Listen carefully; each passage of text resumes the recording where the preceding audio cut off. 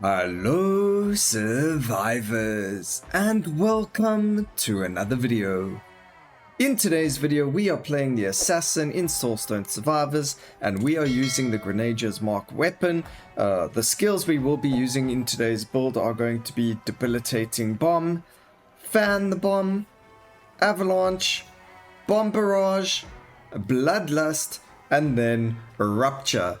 Now, we will get into why we use Rupture, but before that, let's get into the runes. For the runes, we are using Weapon Expert, Multicast Mastery, Skill Affinity Bomb, Divine Legacy for the Juicy Legendaries, and then Adrenaline for the cast frequency per missing health.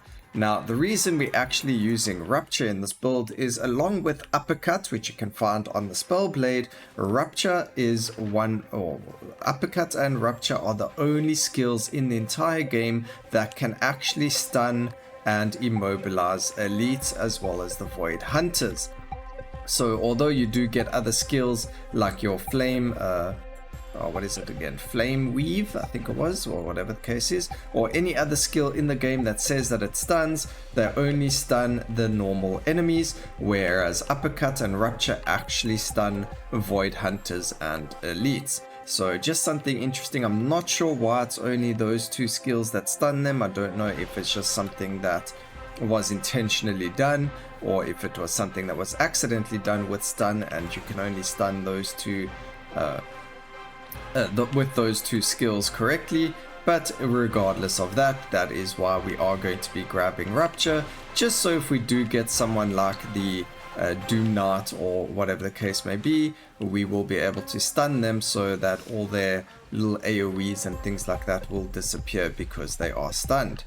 Now, we are based on a fragility stacking, so what we are going to be looking for is a fragility of the frailty upgrade, so the fragility on hit, and then we will be looking at getting as much cast frequency and multicast on all of our skills. So we don't need damage on Debilitating Bomb, we're only using it for the fragility. So over here we are going to grab our multicast.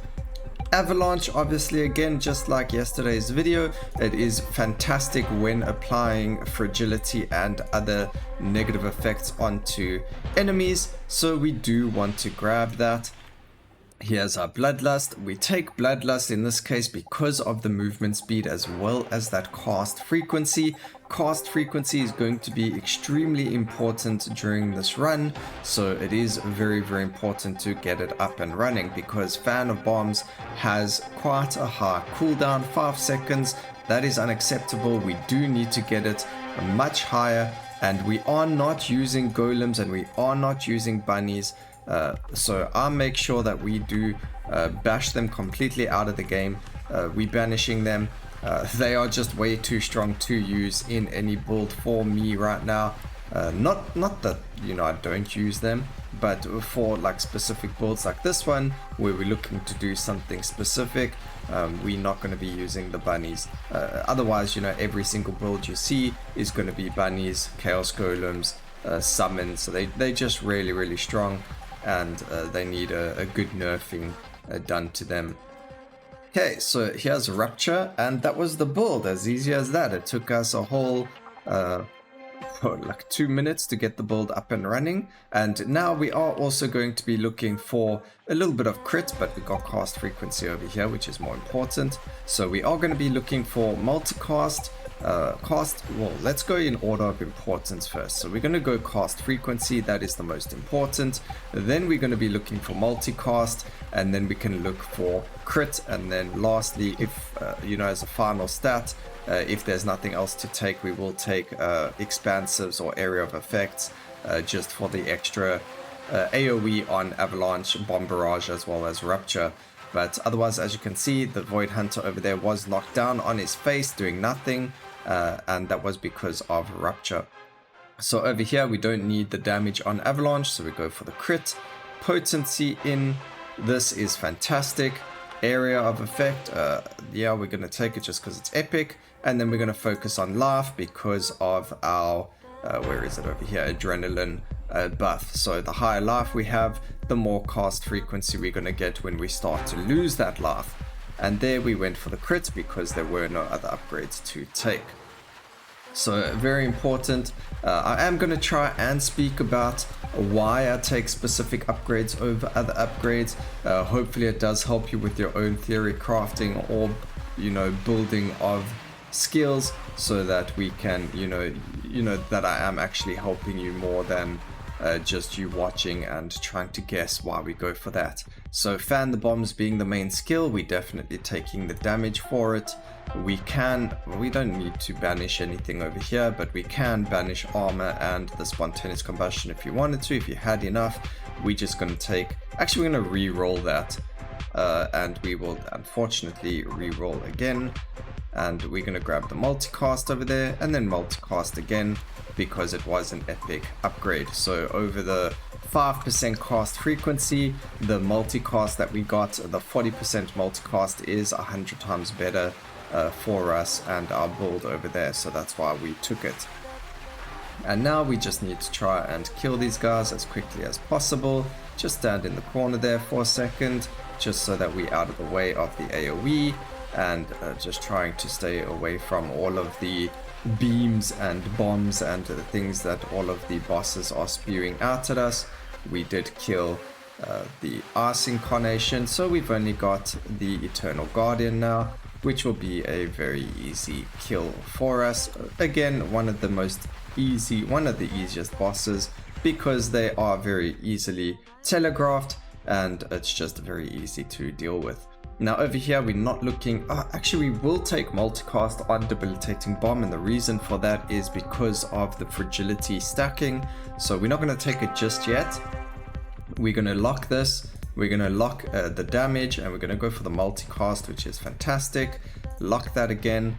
Oh man, that's so unfortunate. We are going to have to lock that as well, which is going to put us in a little bit of a bind a bit later when we are looking at grabbing the other 3 legendaries. Hopefully we don't pick up anything too fantastic that we wished we had the locks for, but otherwise, as you can see, we now multicasting the abilities a lot more, and that's why you focus on the cast frequency and the multicast first. Alright, now we've got the next set of bosses already spawned, so we just need to get to a little bit of a safer position because we went in the best of corners over there.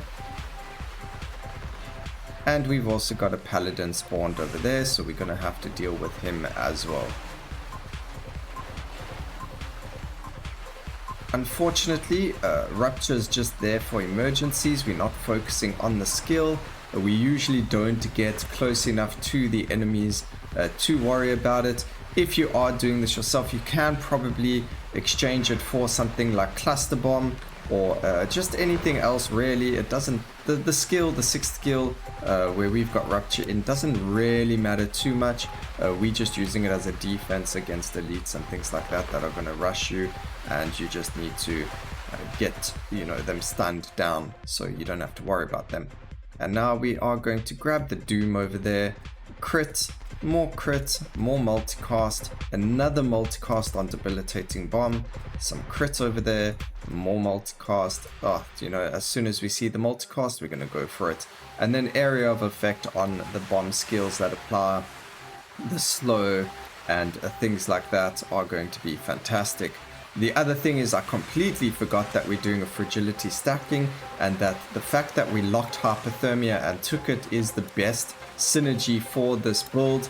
Hypothermia being slow to Fragility means that Avalanche is going to be applying all those juicy stacks of Fragility that we need, and that is why it is necessary as well. So I completely forgot about Hypothermia and to mention in the beginning, but it is going to be something that you definitely want to look out for. So do keep in mind that you do want to try and get Hypothermia, and your best way of doing it is to take Avalanche as well as the slow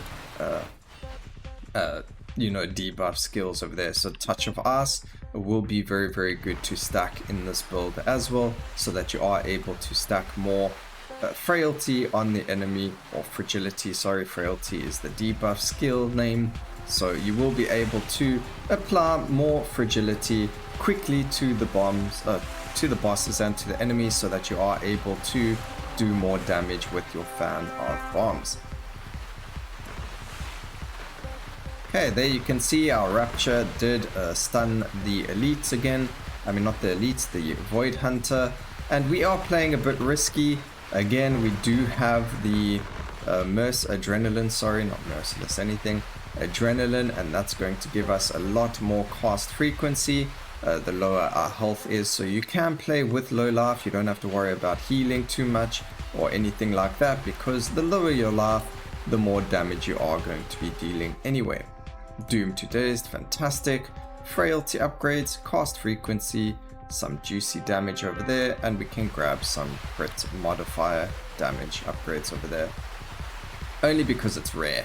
Otherwise, it's not really that necessary. We're not looking to crit again. It's frailty all the way for this build. You could even, if you wanted, take a purity build for this, because we are looking at mostly frailty and slow, as well as weakness. You would be still doing quite a lot of damage with your other, with all of your skills, because you've only got 3 things being applied to enemies. So that is an option. And then you wouldn't take Rupture, because Rupture is disoriented, as well as stun being a status effect, so you wouldn't really need those. But you know, just for the sake of this being how it is, this is fantastic. Also, just by the way, because we are so low life, you can see that our cast frequency is completely insane. So definitely a good rune to pick up, especially for a high level content. So just as an example, we went from a 5-second cooldown to a 1.3 seconds, and that's including Bloodlust being up.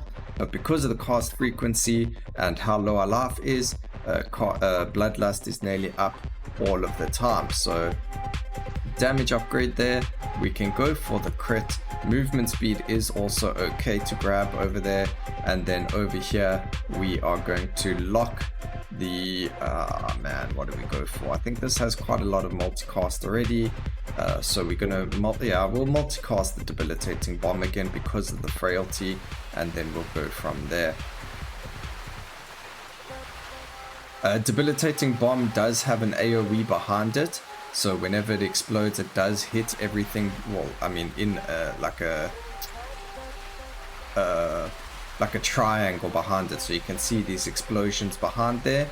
Those enemies that were in that explosion will be hit by a Debilitating Bomb as well. So there is some form of AoE on it. It doesn't just hit a single enemy. So let's see if I can. No, I can't.